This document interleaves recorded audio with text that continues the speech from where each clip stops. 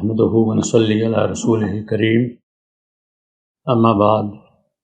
جماعت اسلامی کے آج کے اس پروگرام کے منتظمین، خاص طور سے ڈاکٹر وارث صاحب اور صاحب سبھی معزز حضرات، بہنیں اور بھائیوں، آج میں سب سے پہلے تو اللہ کا شکر ادا کرتا ہوں کہ اس نے آپ حضرات سے ملنے کا ایک موقع عطا فرمایا، اور منتظمین کا بھی شکریہ ادا کرتا ہوں کہ انہوں نے مجھے آپ سے ملاقات کا ایک موقع عطا کیا۔ آج کی گفتگو کا موضوع ہے، جیسا کہ بتایا گیا، صحت اسلامی تناظر میں۔ میں اس سلسلے میں آپ کے سامنے WHO کی ڈیفینیشن بھی رکھوں گا اور قرآنی اور پروفیٹک ورسز بھی آپ کے سامنے پیش کروں گا۔ اس موضوع کے انتخاب کے لیے میں سب سے پہلے منتظمین کا بہت ہی ادب اور احترام کے ساتھ ان کو جزاکم اللہ خیر کہنا چاہتا ہوں، اس لیے کہ میرے خیال سے آپ میں سے بہت سے لوگوں نے اس موضوع پر بہت کم یا بالکل نہیں کوئی خطاب سنا ہوگا۔ ایسا لگتا ہے کہ جیسے صحت سے متعلق اسلام بالکل خاموش ہے۔ میں نے اپنے بچپن سے لے کر آج تک کسی جمعے کے خطبے میں کسی خطیب محترم سے صحت کے موضوع پر کوئی گفتگو نہیں سنی۔ میں ذاکر نگر رہتا ہوں۔ ایک مسجد کے امام صاحب سے میں نے دست بستہ گزارش کی کہ خدا کے واسطے اس جمعے کا خطبہ آپ صحت کے موضوع پر دیں، تاکہ میری یہ قسم ٹوٹ جائے کہ میں نے بچپن سے ابھی تک اس موضوع پر کوئی خطاب نہیں سنا۔ اور الحمدللہ انہوں نے 45 منٹ کا خطاب دیا۔ میرے ذہن میں یہ سوال رہتا ہے اور آپ سے بھی پوچھنا چاہتا ہوں، کیا جب ہم یہ کہتے ہیں کہ Islam is a complete way of life, اسلام مکمل نظام حیات ہے، جب ہم مکمل کہتے ہیں تو اس کا مطلب اس دنیا میں پیش آنے والے ہر امر کا جواب، ہر سوال کا جواب اور ہر مسئلے کا حل موجود ہے۔ تو پھر اتنی بے اتنائی کیوں، اتنی غفلت کیوں؟ یہ بات آپ اپنے آپ سے بھی پوچھ سکتے ہیں۔ میں نے آپ کے سامنے سوال رکھا ہے۔ اب یہ آگے میں کچھ آیات پیش کروں گا، احادیث بھی، آپ اس کے سلسلے میں غور کیجیے گا کہ اتنی اہم چیزیں، اتنی اہم صحت کا ایشو، لیکن ہم اسے نظر انداز کرتے ہیں، ہم اس پر غور کرنے کو بھی تیار نہیں۔ ہم اس وقت تک اس بیماری پر کوئی گفتگو نہیں کرتے جب تک ہمارے گھر کا کوئی ممبر اس میں خدا نخواستہ مبتلا نہ ہو جائے۔ عام حالات میں ہم بالکل صحت کا کوئی ذکر نہیں کرتے، جیسے وہ کوئی ایشو ہی نہیں۔ حالانکہ آپ جانتے ہیں جتنی زبردست ذمہ داری عائد ہوتی ہے کسی پر، یا ذمہ داری آپ کسی کو دیتے ہیں کسی کام کے لیے، اتنے ہی زیادہ اس کی آسانیوں کا بھی خیال کرتے ہیں۔ آپ کے اپنے ڈپارٹمنٹ میں جو لوگ سروس کرتے ہیں انہیں اندازہ ہے کہ جب ان کی ترقیاں ہوتی ہیں اور ان کو پروموشنز ہوتے ہیں تو ان کی آسانیوں میں اور اضافے ہوتے چلے جاتے ہیں۔ اتنی عظیم ذمہ داری جو ہم کو اور آپ کو سب کو دی گئی ہے، کیا انا جعلناکم فی الارض خلیفہ، اتنی زبردست ذمہ داری جہاں صبغت اللہ میں پورے سماج کو رنگنا ہے، وہ ڈائبٹک پیشنٹس کے لیے ہے، وہ ہارٹ پرابلمس کے پیشنٹس کے لیے ہے، وہ بلڈ پریشر بڑھائے ہوئے لوگوں کے لیے ہے۔ سوچنے کی بات ہے۔ جتنی زبردست ذمہ داری ہے اتنی ہی آسانیاں آپ کو پرووائڈ کی گئی ہیں۔ اسی لیے صحت کے بارے میں بھی بھرپور ہدایات دی گئی ہیں کہ آپ کی صحت کیسے بحال رہ سکتی ہے، آپ کی لائف اسٹائل کیا ہونی چاہیے، آپ کے طرز حیات کیا ہونا چاہیے۔ آپ کو پتہ ہے کہ ایک حکیم صاحب مدینے کی سوسائٹی میں اللہ کے رسول صلی اللہ علیہ وسلم نے اپنے صحابہ کے علاج کے لیے ان کو متعین کیا. 5 مہینے تک وہ مدینے کی سوسائٹی میں رہے اور کوئی مریض ان کو نہیں ملا. 5 مہینے تک پورے مدینے کی سوسائٹی میں کوئی مریض نہیں ملا. بالآخر حکیم صاحب نے اللہ کے رسول صلی اللہ علیہ وسلم سے مخاطب ہو کر کہا یا رسول اللہ مجھے جانے دیجیے, یہاں تو کوئی مریض نہیں ملتا, تو میں کیا کروں گا, میرا بھی وقت ضائع ہو رہا ہے. ان کا ٹھیک ہے آپ جا سکتے ہیں. تو کہنے یہ تو بتا دیجیے کہ آپ نے ان کو کون سا نسخہ پلایا ہے, یہ بیماری نہیں ہوتے, کیوں نہیں بیمار ہوتے, یہ بھی تو انسان ہے. اللہ کے رسول صلی اللہ علیہ وسلم نے فرمایا کہ میں نے ان کی طرز حیات کو صحیح کیا ہے, ان کو جینے کا ڈھنگ دیا ہے. وہ ڈھنگ ہمارے پاس کیوں نہیں ہے؟ یہ اہمیت ہے صحت کی. آئیے دیکھتے ہیں دنیا کے عظیم ترین انسان حضرت محمد مصطفیٰ صلی اللہ علیہ وسلم کے قول سے صحت کی تعریف سنتے ہیں اور شروعات کرتے ہیں. نبی آخر الزمان صلی اللہ علیہ وسلم نے صحت مند اور خوشحال فرد کی تعریف جن الفاظ میں کی ہے وہ کچھ اس طرح ہے: من اصبح منکم آمنا فی سربہ معافا فی جسدہ وله قوت یوم فکأنما حیزت له الدنیا بحذافیرہا. یہ بخاری شریف اور ترمذی شریف میں بھی اس روایت کا ذکر ہے. عبید اللہ ابن محسن انصاری رضی اللہ عنہ کہتے ہیں کہ رسول اللہ صلی اللہ علیہ وسلم نے فرمایا تم میں سے جس نے اس حال میں صبح کی کہ اس کا جسم صحیح سلامت ہوئے اور اس کی جان امن و امان میں ہو اور اس دن کا کھانا بھی اس کے پاس ہو, یعنی ایک دن کی روزی کا انتظام ہو, تو گویا اس کے لیے دنیا کے تمام خزانے اس کے قدموں پر ڈال دیے گئے. یہ بخاری اور مسلم شریف کی حدیث ہے, آپ حضرات اس کا مطالعہ کر سکتے ہیں. آپ اس کا ترجمے سے آپ نے اس کا مفہوم سمجھ لیا ہوگا کہ اللہ کے رسول صلی اللہ علیہ وسلم نے ایک آدمی کی صحت کی بقا کے لیے جو 3 چیزیں بیان کیں اور اس پر شکر ادا کیا کہ ایک دن کی روزی کا انتظام ہے, صبح سو کر اٹھیں تو آپ کا جسم بیماریوں سے محفوظ ہے اور آپ مامون ہیں, امن اور سکون کے ساتھ اپنے بستر پر اپنے گھر میں موجود ہیں. آئیے دیکھتے ہیں WHO صحت کی تعریف میں کیا کہتا ہے. Health is a complete physical mental and social well-being, not merely absence of disease. ہم ہیلتھ اس کو کہتے ہیں کہ ہمارے پاس بیماری نہیں ہے, ہم کوئی کسی مرض میں شکار نہیں ہیں, کسی مرض میں مبتلا نہیں ہیں, تو ہم یہ سمجھتے ہیں کہ ہم صحت مند ہیں. WHO یہ کہہ رہا ہے اور خود اللہ کے رسول صلی اللہ علیہ وسلم کی ڈیفینیشن سے یہ معلوم ہو رہا ہے کہ خالی جسم کا مامون ہونا, جسم کا بیماریوں سے محفوظ ہونا وہ کافی نہیں ہے. آپ حالات کے اعتبار سے بے مامون اور محفوظ ہوں, آپ کے پاس روزی کا بھی اہتمام ہو. اور WHO کی ڈیفینیشن نے تو اور بعد میں کلیئر کر دیا کہ physical, mental and social well being.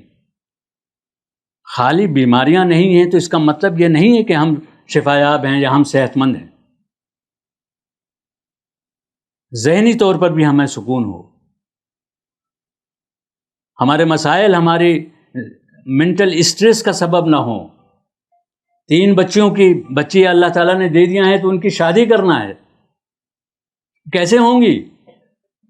یہ فکر کہ یہ کیسے ہوں گی, یہی آپ کو بلڈ پریشر دے گا, یہی آپ کو ڈائبٹیز دے گا, یہی آپ کی ہارٹ کی پرابلم کا سبب بنے گا. لیکن اس سماجی مسئلے کو ہم حل کرنے کو تیار نہیں ہیں. ہاسپٹلس کے چکر لگاتے رہیں گے, شوگر کا علاج کرتے رہیں گے, ہارٹ کا علاج کرتے رہیں گے, جو پیسہ ہم حلال روزی سے کماتے ہیں اسے ڈاکٹروں کی نظر کرتے رہیں گے, لیکن سماجی مسائل کو حل کرنے کو تیار نہیں. ہم بیٹھیں گے تو ذکر کریں گے کہ بچی کی شادی نہیں ہو رہی, کیسے ہوگی, لیکن کیوں نہیں ہو رہی ہے؟ وہ جہیز کا قطب مینار اس کی تیاری کا یہ اسباب آپ کے پاس نہیں ہیں. عزت بچانے کے لیے کسی سے کہہ بھی نہیں سکتے. بچے کو احساس نہ ہو اس لیے اس کے سامنے رو بھی نہیں سکتے. لیکن بلڈ پریشر کے مریض تو ہو سکتے ہیں، شوگر کے مریض تو ہو سکتے ہیں، ہارٹ کی پرابلمز کے شکار تو ہو سکتے ہیں. ہر آدمی ذکر کر رہا ہے کہ یہ غلط رسمیں ہیں، لیکن ہر آدمی اسی میں مبتلا ہے، اسی میں انجوائے کر رہا ہے. سوچنے کی بات ہے. یہی ڈیفینیشن میں اللہ کے رسول صلی اللہ علیہ وسلم بھی مامون کہہ رہے ہیں. وہ لوگ مامون اور محفوظ ہیں جن کو خارجی مسائل نے پریشان نہیں کر رکھا ہے، جو اسٹریس میں نہیں مبتلا ہے، وہ صحت مند ہے. اور WHO بھی یہ کہہ رہا ہے کہ مینٹل اسٹریس، مینٹل ہیلتھ، یہ ہماری ان بیماریوں کا سبب ہے جو بیماریاں لے کر کے ہم ڈاکٹروں کے پاس چکر لگا رہے ہیں. بیماریوں کا علاج تو کر رہے ہیں لیکن بیماری کے اسباب کا علاج ہم نہیں کر رہے ہیں. اس لیے یہ ڈیفینیشن یاد رکھیے. ہیلتھ از اے کمپلیٹ، مجھے لگتا ہے نوجوانوں کو تو سب کو یاد کر لینا چاہیے اور بڑوں کو بھی. Health is a complete physical, جسمانی، مینٹل، ذہنی، دماغی، فکری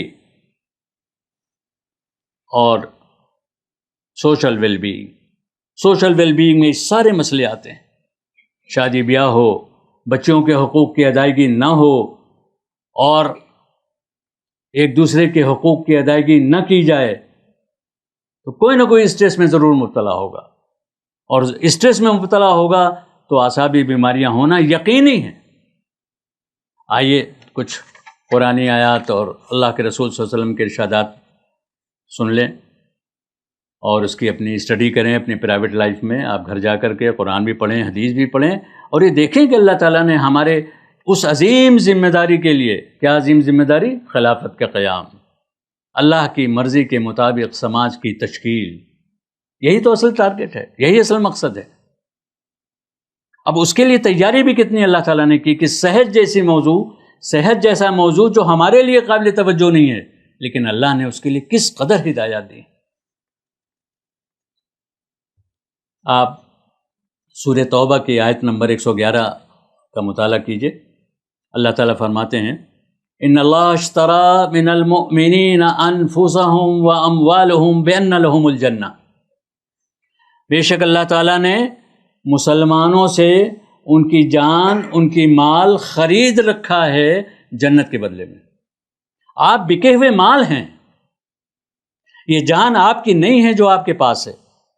یہ مال جو آپ اپنی محنت سے کماتے ہیں وہ مال بھی آپ کا نہیں ہے. آپ اپنی مرضی سے اس کو نہیں خرچ کر سکتے. نہ جان آپ کی، نہ مال آپ کا، لیکن غرور اور گھمنڈ اتنا کہ سب ہمارا ہے.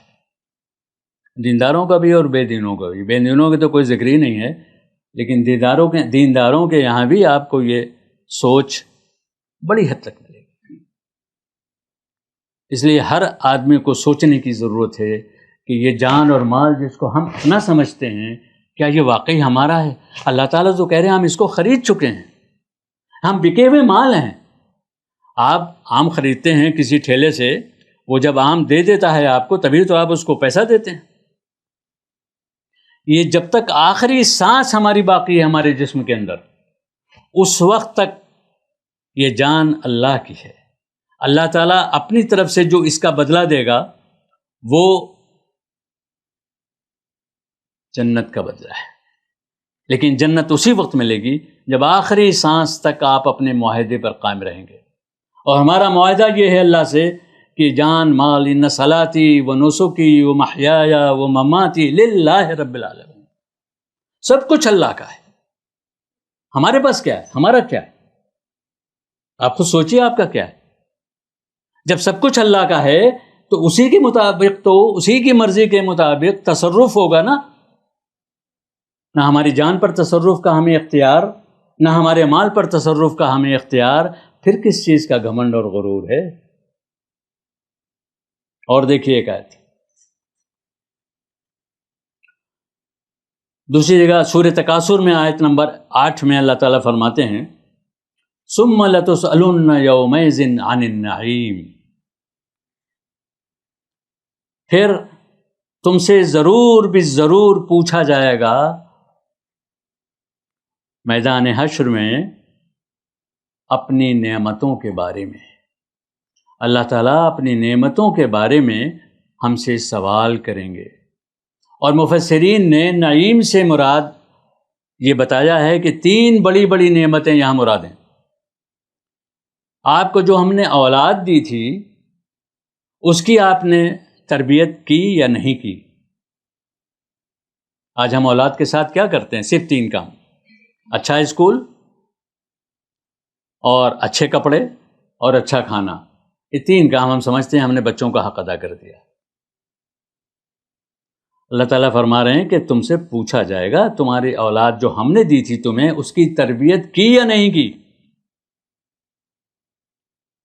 اور آج یہ محاورہ بہت مشہور ہو گیا ہے کہ دینداروں کے ہاں بے دینی زبردست طریقے پہ پائی جاتی ہے، انہیں فرصت نہیں ہوتی بچوں کی تربیت کے لیے۔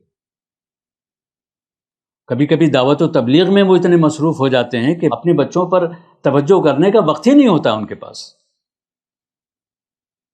تو مفسرین نے لکھا ہے کہ اس سے مراد 3 بڑی بڑی نعمتیں ہیں۔ ایک تو اولاد کی تربیت اور تعلیم کی یا نہیں کی، دوسرا مال تم نے کہاں سے کمایا اور کہاں خرچ کیا، چونکہ مال ہمارا نہیں ہے، مال تو اللہ کا ہی ہے۔ جس کا مال ہے اسی کی مرضی کے مطابق تو خرچ ہوگا۔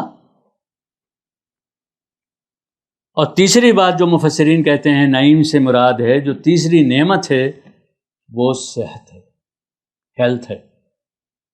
ہم نے تمہیں ایک خوبصورت جسم دیا تھا، ایک خوبصورت جسم تمہیں ہم نے تشکیل دیا تھا، تم نے اسے کیوں خراب کیا؟ اس کا جواب دینا پڑے گا۔ کس نے کہا ہے کہ سگریٹ ہماری ہیلتھ کو بناتی ہے؟ کس نے کہا ہے کہ تمباکو کھانے سے ہمارا لیور کے لیے مفید ہے؟ کس نے کہا ہے کہ ہم گٹکے کھائیں اور پتہ نہیں کیا کیا کھاتے ہیں؟ نہاری اور پائے کے بغیر تو ہمارا کھانا ہی نہیں اترتا۔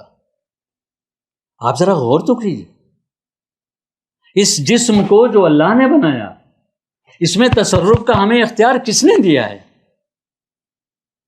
کس نے دیا ہے؟ آپ کو اسے خراب کرنے کا اختیار کس نے دیا ہے؟ میں میرا پروفیشن میڈیکل ہے، میں جانتا ہوں کہ کس عمر سے لے کر کے اور کس عمر تک کے لوگ کن کن بیماریوں میں مبتلا ہیں۔ اس میں حاجی صاحبان بھی ہیں، اس میں بڑے نماز کے پابند لوگ بھی ہیں، تہجد گزار لوگ بھی ہیں،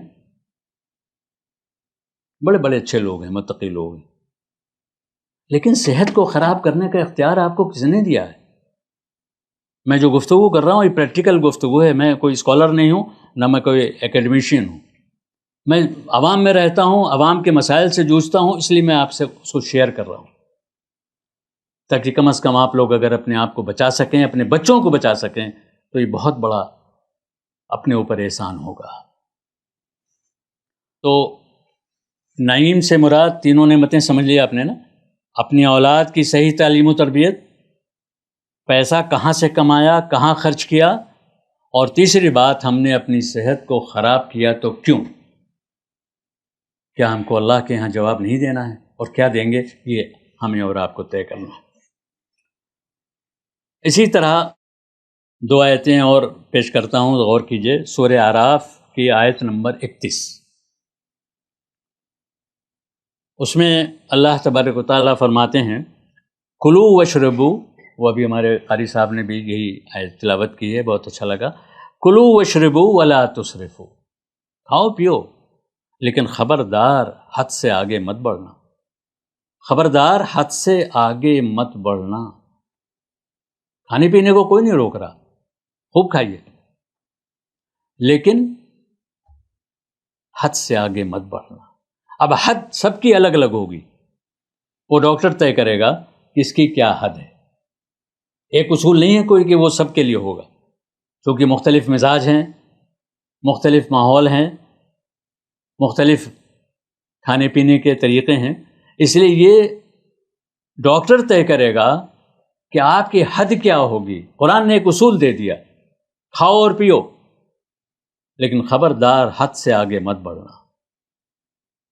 اور حد کے لیے ڈاکٹر صاحب آ گئے ہیں ہمارے، یہ تو الشفا میں کے رہبر بھی ہیں، یہ بہترین ایڈوائزر ہو سکتے ہیں اگر آپ ان کو اپنا ایڈوائزر بنا لیں کہ بھائی ہمیں کیا کھانا ہے کیا پینا ہے، ہمارے مزاج کے اعتبار سے اور ہماری صحت کے اعتبار سے.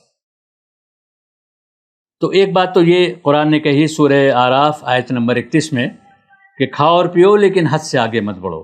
اور ایک دوسری چیز وَثِيَابَكَ فَطَهِّرْ وَالرُّجْزَ فَاهْجُرْ، یہ پورے ہندوستان میں موومنٹ چل رہا ہے کہ صفائی اور ستھرائی ہونی چاہیے. ایسا لگتا ہے ہمارے لیے کوئی نئی بات ہے.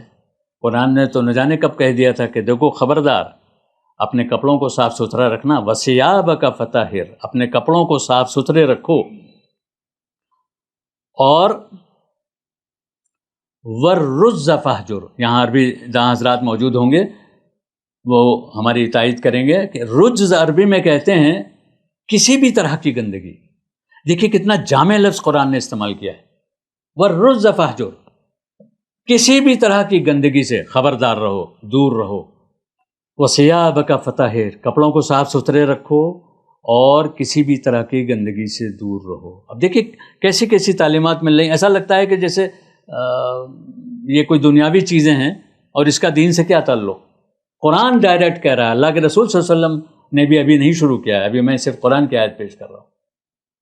قرآن آپ سے کہہ رہا ہے. اس کا مطلب یہ ہوا کہ آپ سوچیں کہ کتنی پرانی بات ہوگی جب ہم کو یہ ہدایت دی گئی تھی کہ خبردار گندے مت رہنا، کسی بھی گندگی کے قریب مت ہونا، چاہے اخلاقی گندگی ہو، چاہے روحانی گندگی ہو، چاہے فکری گندگی ہو، کسی بھی طرح کی گندگی کے قریب مت جانا.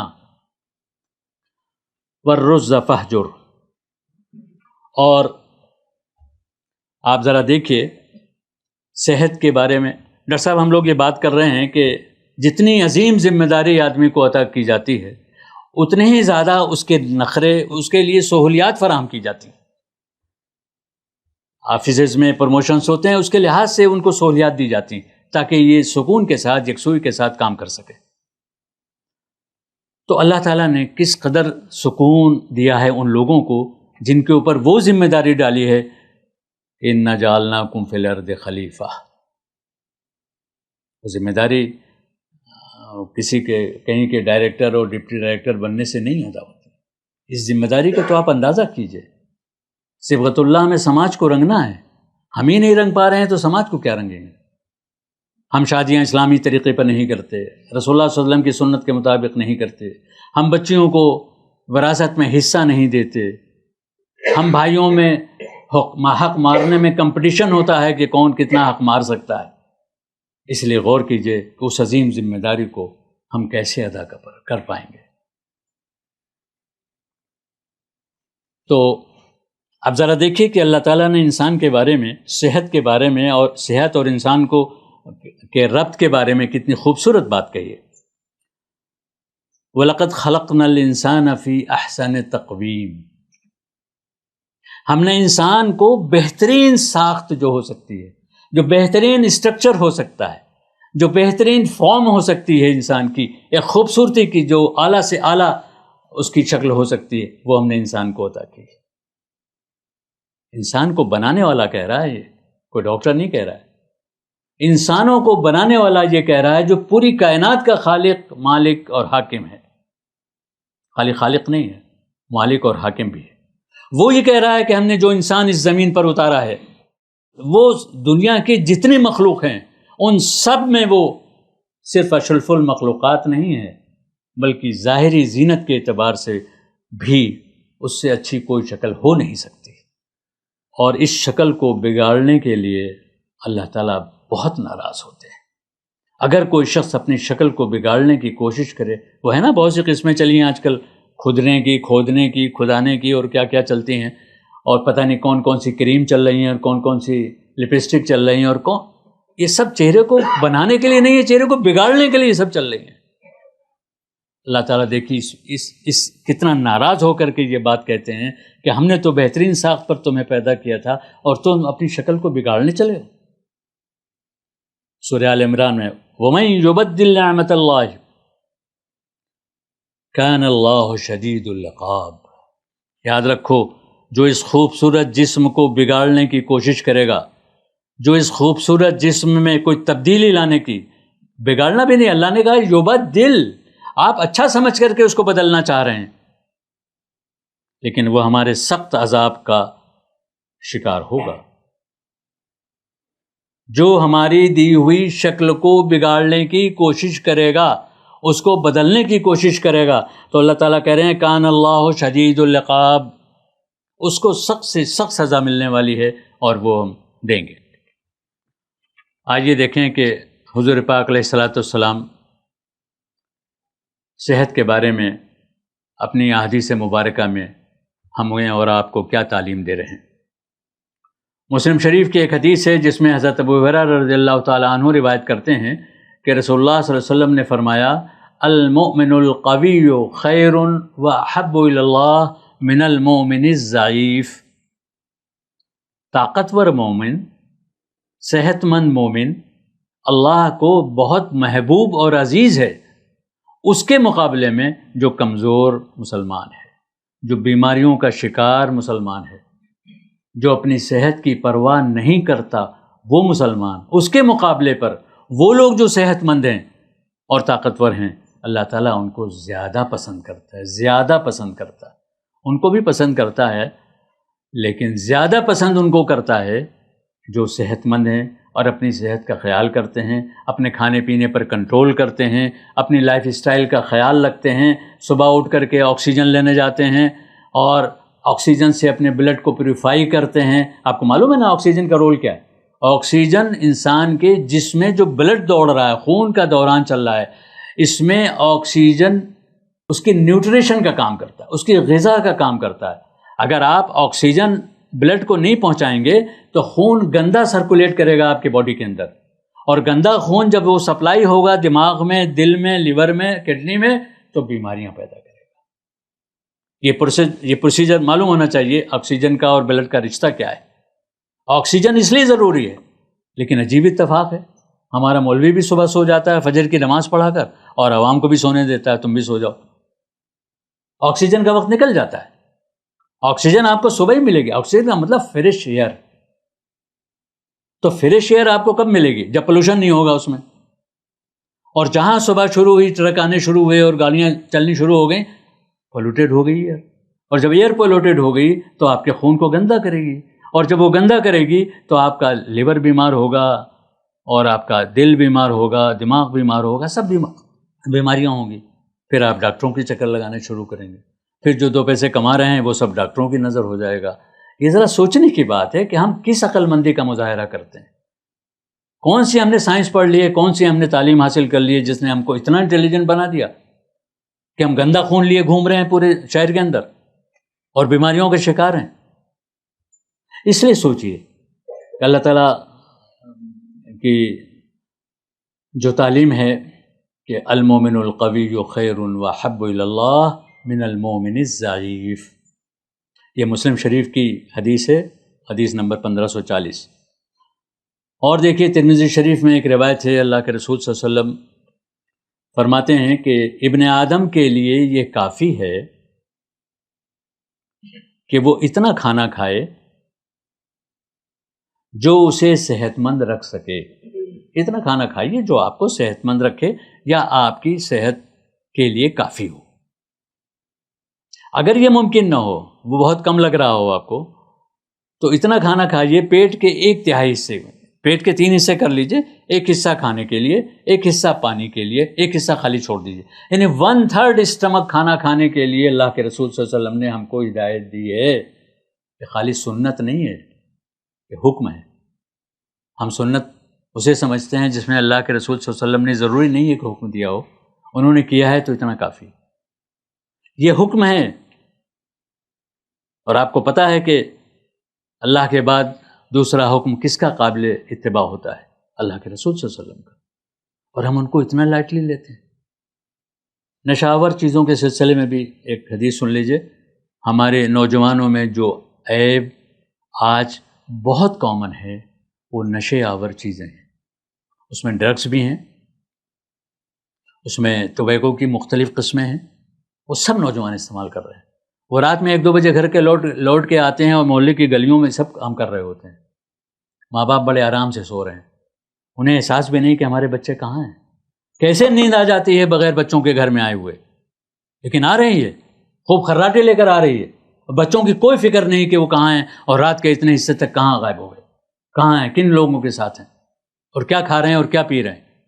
یعنی مطلب حد ہو گئی کہ ہم بچوں کے آگے ایسے سرنڈر ہو گئے کہ ہمت نہیں ہے کہ بچوں سے پوچھ لیں کہاں تھے.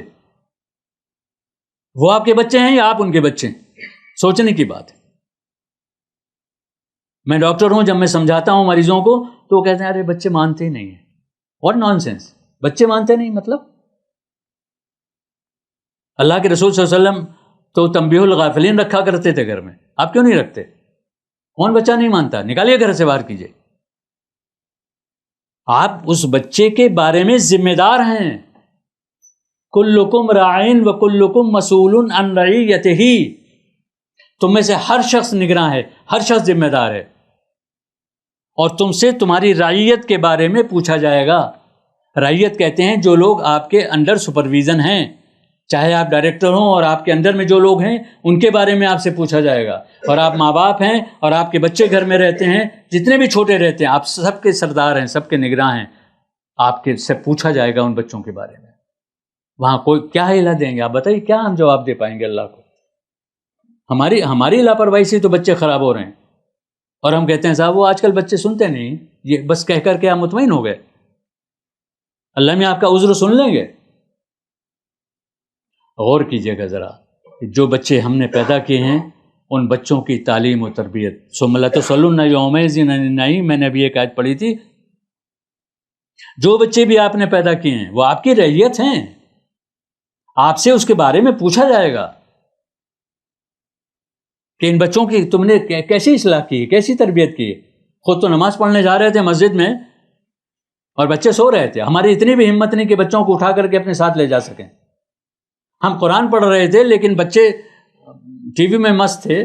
ہماری اتنی بھی ہمت نہیں کہ اپنے بچوں سے کہہ سکیں کہ صاحب آپ ٹی وی بند کیجئے، نماز کا وقت ہے. میری بات سمجھ میں نہیں آتی. بچے ہمارے ہیں، اصلاح کوئی اور کرے گا، یہ کیا بات ہوگی؟ اس لیے غور کیجئے میرے بھائی، میرے بزرگوں اور دوستوں. چومی گویم مسلمانم بلرزم، علامہ اقبال کہتے ہیں جب میں اپنے آپ کو مسلمان کہتا ہوں تو کانپ جاتا ہوں. کیوں؟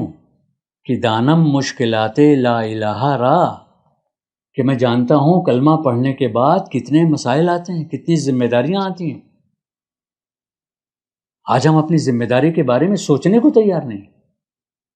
حقوق تو یاد رہتے ہیں سب کو، بیوی کا یہ حق ہے، شوہر کا یہ حق ہے، ماں باپ کا یہ حق ہے. بچوں کے کیا حقوق ہیں وہ ہم سوچنے کو تیار نہیں. ہم ماننا ہی نہیں چاہتے، بچوں کے حقوق جاننا بھی نہیں چاہتے. ماں باپ کے بتاؤ حقوق کیا ہے. یہ سوچنے کی بات ہے کہ ہماری فکر کا انداز بھی، اسی کو منٹل ہیلتھ کہا ہے اللہ کے رسول نے بھی اور WHO نے بھی. افکار بھی ہمارے صحت مند ہونے چاہیے. افکار بھی ہمارے صحت مند ہونے چاہیے. ایک تو ہوتی ہیں دماغی بیماریاں اور ایک ہیں ہمارے تھاٹس. اگر تھاٹس نگیٹو ہوں گے تو ہمیں بیماریوں سے کوئی بچا نہیں پائے گا. اس لیے ہمارے تھاٹس بھی پازیٹیو ہونے چاہیے، اور ہمارے دماغ کو جو سکون چاہیے اور اس کی جو صحت چاہیے وہ امراض کے اعتبار سے بھی دماغ ہمارا صحت مند ہونا چاہیے. یہ جسمانی صحت کے بارے میں کچھ میں نے اللہ کے اور اللہ کے حبیب صلی اللہ علیہ وسلم کے ارشادات آپ کے سامنے پیش کیے ہیں. اب ذہنی صحت کے بارے میں کچھ ذرا سن لیجیے، بہت مختصر سا ہے. ذہنی یا دماغی صحت کے حوالے سے خالق کائنات نے جو اصول ہمیں عطا کیے ہیں وہ انسان کے خیالات و نظریات کو مثبت اور تعمیری بناتے ہیں. اگر انسان اپنے خیالات کو مثبت رکھے، پازیٹیو رکھے، اور نگیٹو سوچ اور خیالات سے بچ سکے تو وہ شخص ایک صحت مند افکار کا حامل ہوگا اور ذہنی امراض سے محفوظ رہ سکتا ہے. یہ خدائی تعلیمات کے اصول صرف دماغی امراض سے بچنے کے لیے نہیں بلکہ روحانی سکون کے لیے بھی بے حد ضروری ہیں۔ اب وہ بنیادی اصول کیا ہیں جو اسلام دیتا ہے تاکہ ذہنی سکون آپ کو مل سکے اور دماغی امراض سے آپ بچ سکیں؟ اس دنیا کا ایک اصول تو یہ دیتا ہے کہ اس دنیا کا ایک کریٹر ہے، ایک خالق ہے، ایک پیدا کرنے والا ہے۔ اسی نے دنیا کی ہر چیز کو اسی نے پیدا کیا ہے، وہی مالک ہے، وہی حاکم ہے، یعنی ہمارے اوپر حکم بھی اسی کا چلے گا اور مالک بھی وہی ہے۔ جیسا میں نے شروع میں عرض کیا کہ تصرف کا اختیار، ہمارے جسم کے تصرف کا اختیار، ہمارے اعمال کے تصرف کا اختیار، ہمارے پیسے کے استعمال کا اختیار صرف اللہ کو ہے۔ اس کی مرضی کے مطابق ہی ہم استعمال کریں گے، اپنے جسم کو بھی، اپنے تھاٹس کو بھی، اپنے پیسوں کو بھی۔ تو ایک اصول تو اسلام نے یہ دیا ہے کہ ہم ایک کریٹر ہے جو مالک بھی ہے، حاکم بھی، خالی مسجد کے اندر نہیں ہے، وہ مسجد کے باہر بھی ہے، پوری زندگی میں۔ اور میں ایک بات اور واضح کر دوں، اسلام جس کے ہم فالوور ہیں اس کے معنی بھی ہمارے مستحضر رہنے چاہیے، ہمارے ذہن میں تازہ رہنے چاہیے۔ ایک معنی تو ہیں اس کے پیس کے، جو اسلام کا فالوور ہے وہ پیسفل ہوگا ہی ہوگا۔ اسلام کا فالوور کوئی دہشت گرد نہیں ہو سکتا، اسلام کا فالوور کوئی تخریب کار نہیں ہو سکتا۔ اسلام کے معنی ہی پیس کے، اس کا مطلب جو مسلمان ہوا وہ اس کو کہیں گے who has submitted completely before God۔ یہ دوسرے معنی ہیں، ایک تو پیسفل، دوسرا complete submission before God، complete submission before God۔ ذرا یہ الفاظ مشکل سے دل میں اترتے ہیں، لیکن میرے بھائی اس کے علاوہ کوئی راستہ نہیں ہے کہ ہم اگر مسلمان ہیں تو اسلام کو ٹھیک سے سمجھ لیں، جی چاہے تو عمل کریں اور نہ جی چاہے تو نہ کریں، لیکن کوئی زبردستی نہیں ہے، کوئی پریشر نہیں ہے۔ لیکن اگر کرنا ہے، اگر مسلمان رہنا ہے تو خالی سرکاری لسٹ میں نہیں بلکہ اللہ کی نظر میں بھی ہم کو مسلمان ہونا چاہیے، اور اللہ کی نظر میں ہونے کے لیے کمپلیٹ سبمیشن اور پیسفل رہنا ہے۔ یہ دو چیزیں آپ یاد رکھیے، یہ اسلام کے معنی ہیں، اور مسلمان اسی کو کہیں گے جس کے اندر یہ دونوں صفتیں پائی جاتی ہیں۔ تو پہلی بات تو یہ ہے کہ خالق، مالک، حاکم ہے، اور دوسری بات یہ ہے کہ اس کائنات کی رہنمائی کے لیے خالق کائنات نے پیغمبروں کا سلسلہ جاری کیا، اور آخر میں رہتی دنیا تک کے لیے آخری پروفٹ حضرت محمد صلی اللہ علیہ وسلم کو اس دنیا میں بھیجا گیا، جن کی فالوئنگ قیامت تک کے لیے ہر شخص پر، ہر مسلمان پر لازم ہے۔ جہاں تک دماغی امراض کا تعلق ہے تو عالمی ادارے صحت یعنی WHO نے اس کی تحقیق کے مطابق دنیا میں تقریباً 45 کروڑ افراد کسی نہ کسی نفسیاتی، ذہنی یا اعصابی امراض کا شکار ہیں، اور اندیشہ ہے کہ آنے والے دنوں میں 4 میں سے 1 شخص زندگی کے کسی نہ کسی حصے میں اس طرح کے مسائل سے دوچار ہو سکتا ہے۔ یہ WHO کی رپورٹ ہے، اور اگر دماغی امراض کی طرف توجہ نہ دی گئی تو ناقابل تلافی نقصان ہو سکتا ہے۔ اب سماجی اور معاشرتی صحت کے سلسلے میں ایک 5 منٹ کا وقت ہے۔ حضرات، اس کا احساس تو آپ کو بخوبی ہوگا کہ ہماری سماجی اور معاشرتی زندگی کس قدر بیماریوں کا باعث بن رہی ہے اور سنگین بیماریوں کا سبب ثابت ہو رہی ہے۔ یہ سنگین بیماریاں کیوں ہو رہی ہیں؟ ہماری سماجی اور معاشرتی زندگی کے وجہ سے، یعنی ہم سماجی اور معاشرتی مسائل کو مسائل نہیں سمجھ رہے ہیں۔ میں نے شروع میں جیسا اشارہ کیا، ہم بیماریاں تو ہم کو مینٹل اسٹریس ایک سبب سمجھا جاتا ہے، جس کو ہم اکثر مانتے بھی ہیں اور یہ کہتے بھی ہیں۔ مینٹل اسٹریس کیوں ہوتا ہے؟ یہاں نہ جانے کتنے لوگ بیٹھے ہوئے ہیں مینٹل اسٹریس، ہو سکتا ہے ہمیں بھی ہو۔ کیوں ہوتا ہے؟ سماجی اور معاشرتی مسائل بڑا سبب ہے۔ میں نے عرض کیا تھا ابھی، کسی کی 3 بیٹیاں ہیں، اس کو شادی کرنی، آج ایک شادی جو ہے وہ تقریباً 20-25 لاکھ روپے خرچ کرا دیتی ہے۔ مجھے حیرت ہوتی ہے کہ جو دیندار لوگ ہیں، جو اللہ کے رسول صلی اللہ علیہ وسلم کی سنتوں کو اپنا زیور سمجھتے ہیں، اسی کے مطابق زندگی گزارنا چاہتے ہیں، آخر وہ کیوں اللہ کے رسول کی سنت کے مطابق شادیاں نہیں پسند کرتے؟ میں عوام کی بات نہیں کر رہا ہوں، میں خواص کی بات کر رہا ہوں، میں ان لوگوں کی بات کر رہا ہوں جو اللہ کے رسول صلی اللہ علیہ وسلم کی سنت پر عمل کرنے کے لیے بے-تاب اور پریشان رہتے ہیں۔ آخر ان کے یہاں شادیاں کیوں اس سنت کے مطابق نہیں ہوتی؟ کیا وجہ ہے؟ کیا بارات لے گئے تھے اللہ کے رسول صلی اللہ علیہ وسلم؟ کیا جہیز اللہ کے رسول نے دیا تھا؟ ہو سکتا ہے کچھ لوگ کے ذہن میں ہو کہ اللہ کے رسول صلی اللہ علیہ وسلم نے حضرت فاطمہ کو کچھ جہیز کی چیزیں دی تھیں، کچھ لوگوں کے ذہنوں میں ہے، لیکن آپ کو معلوم ہے حضرت علی سے اللہ کے رسول صلی اللہ علیہ وسلم نے پوچھا کہ بھئی تمہارے پاس کچھ مہر میں دینے کے لیے ہے؟ ان کا یا رسول اللہ وہ جو جنگ کے موقع پر زیرہ کی ضرورت پڑتی ہے وہ ہے گھر میں، وہ رکھا ہے۔ آپ نے کہا نکال لاؤ اسے۔ اب وہ وہیں رہتے تھے انہی کے ساتھ، تو وہ نکال لائے۔ کچھ صحابہ کھڑے تھے جن میں حضرت عثمان بھی تھے، انہوں نے کہا یا رسول اللہ کے رسول نے پوچھا کوئی خریدے گا؟ حضرت عثمان نے کہا یا رسول اللہ مجھے دے دیجیے، میں لے لوں گا۔ حضرت عثمان نے وہ زیرہ جو حضرت علی جس کی جو ملکیت تھی وہ حضرت علی لے کر آئے گھر سے، حضرت عثمان نے وہ زیرہ خریدی، اور اس زیرہ سے جو پیسے حضرت عثمان نے حضرت علی کو دیے، ایک انصاری صحابی نے ایک فلیٹ، ایک مکان کہہ لیجئے، اس وقت تو فلیٹ کہاں تھے، ایک مکان ان کو دیا ہدیتاً، تحفے میں، اور حضرت عثمان نے جو پیسے دیے زیرہ کے بدلے میں، اس سے حضرت علی نے کچھ سامان خریدا گھر کا، تاکہ فیملی کو ہم رخصت کرا کے لائیں گے تو گھر کا میں کھانا وانا بن سکے، کچھ برتن وغیرہ کچھ خریدے، ایک چٹائی خریدی۔ جو یہ روایت لوگ بیان کرتے ہیں کہ اللہ کے رسول صلی اللہ علیہ وسلم نے یہ سب کچھ خرید کے دیا، ان کی نادانی ہے، غلط فہمی ہے۔ روایت کو خود پڑھیے اور آپ کو سمجھ میں آ جائے گا کہ اللہ کے رسول صلی اللہ علیہ وسلم نے کچھ بھی نہیں دیا۔ حضرت علی کی زیرہ سے بیچے ہوئے جو پیسے ملے حضرت علی کو، اسے حضرت علی نے سامان خریدا، مکان تو مل چکا تھا گفٹ میں، اس سے انہوں نے سامان خریدا اور مہر ادا کیا اور ولیمہ کیا۔ یہ شادی ہے حضرت علی کی اور فاطمہ کی۔ اور اللہ کے رسول صلی اللہ علیہ وسلم نے، آپ 9 مانیے 11 مانیے جو شادیاں کی ہیں، آپ مجھے بتائیے کہ کسی کے ساتھ بارات لے کے گئے، کہیں سے کوئی جہیز ملا ان کو؟ کس کی سنت پہ ہم عمل کر رہے ہیں؟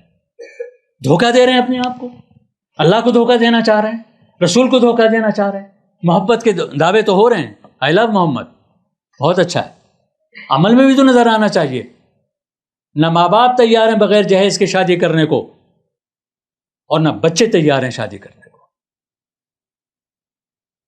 ماں باپ تو یہ سوچتے ہیں ہم نے تو اپنی بیٹی کو دیا تھا تو ہمیں بھی تو لینا ہوگا، ورنہ تو گناہ پڑے گا اللہ میں، کہیں ہو سکتا ہے جہنم مل جائے کہ ہم نے جہیز کیوں نہیں لیا۔ سوچیے ذرا سے، یہ ایشوز ہیں سوچنے کے، یہ سماجی ایشوز ہیں، اور آپ نہیں سوچیں گے تو تیار رہیے کس چیز کے لیے؟ تیار رہیے بلڈ پریشر کے لیے، تیار رہیے ڈائبٹیز کے لیے، تیار رہیے، اللہ ہم سب کو محفوظ رکھے۔ لیکن تھوڑا ڈرنا بھی چاہیے۔ ہم نے اگر لائف اسٹائل نہیں بدلی، ہم نے کھان پان میں تبدیلی نہیں کی، تو دور نہیں ہے ہمارا پڑوسی آج بیمار ہے، کل ہم ہو سکتے ہیں۔ ہمارے گھر میں ابا کو ہوئی ہے، کل ہم بھی ابا بنیں گے، کل ہمیں ہو سکتی ہے۔ اس لیے ذرا عقل کے ناخون لیجئے اور اپنی لائف اسٹائل کو ہم سائنٹیفک بنائیں، پروفیٹک بنائیں، اور ایک اچھا شہری کی حیثیت سے ہم ملک کو بھی اور اپنے سماج کو بھی ایک ایسا نوجوان دیں، اپنے آپ کی اپنی شکل میں ایک ایسا شریف اور صحت مند انسان دیں۔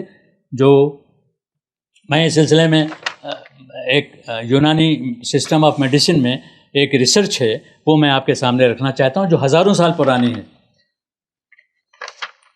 بیماریاں تو آپ سب جانتے ہیں اور اس کے اسباب بھی سمجھ گئے۔ اب دیکھیے، آج سے ہزاروں سال قبل یونانی میڈیسن کے اسکالرز نے ریسرچ اور تحقیق کے بعد 6 ایسے اصول وضع کیے تھے جو آج تک کار فرما ہیں اور انتہائی مفید ہیں۔ ان اصولوں کو اسباب 6 ضروریہ کہا جاتا ہے۔ ہمارے ڈاکٹر صاحب بیٹھے ہیں، اسی کے نمائندے ہیں۔ اگر آج انسانی سماج ان اصولوں کے مطابق اپنی لائف اسٹائل کو ڈھال لے تو زبردست صحتی انقلاب کی ضمانت دی جا سکتی ہے۔ اس جملے کو نوٹ کر لیجیے گا۔ اگر آج انسانی سماج ان اصولوں کے مطابق اپنی لائف اسٹائل کو ڈھال لے تو زبردست صحتی انقلاب کی ضمانت دی جا سکتی ہے۔ یہ اصول کیا ہیں؟ 6 اصول ہیں، میں بس ایک بتا رہا ہوں۔ ایک ہے کلین ایئر، صاف و شفاف ہوا، جس کو میں نے آکسیجن کہا۔ یہ روزانہ ہمارے معمول میں شامل ہونا چاہیے۔ دوسرا سبب ہے معقول و مشروب، ہم کیا کھا رہے ہیں اور کب کھا رہے ہیں اور کتنا کھا رہے ہیں۔ اس پیرامیٹر کو یاد رکھیے گا، کیا کھا رہے ہیں، کب کھا رہے ہیں اور کتنا کھا رہے ہیں۔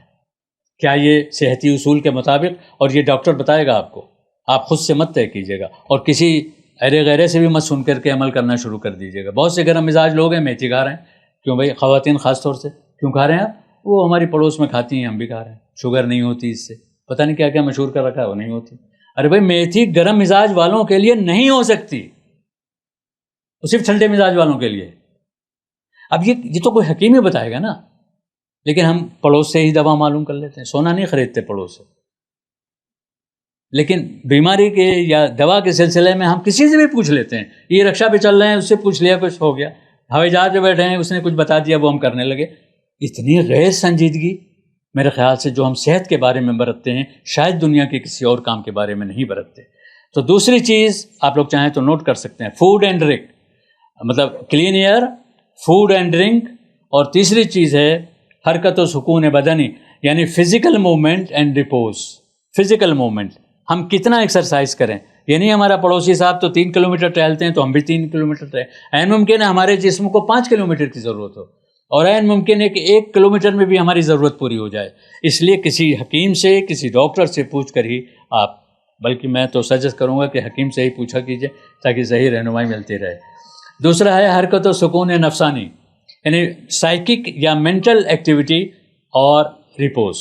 کتنا ہم کو روحانی سکون، کتنا مائنڈ کو کہ اسٹریس کو دور کرنے کے لیے کتنا ہم کو سکون سے رہنا چاہیے۔ بالکل بند کر دیجئے لائٹ وائٹ سب، اور دروازہ بند کر دیجئے، کوئی نہ آئے 5 منٹ کے لیے۔ ہمارے ایک دوست ہیں لندن میں رہتے ہیں، وہ لنچ کے بعد 5 منٹ کا قیلولہ کرتے ہیں، کرسی پہ بیٹھے بیٹھے وہ سب بند کر دیتے ہیں، اور 5 منٹ میں کوئی اس کو ڈسٹرب نہ کرے، اس کے بعد پھر اٹھتے ہیں، وہ فریش ہو کر کے اٹھتے ہیں۔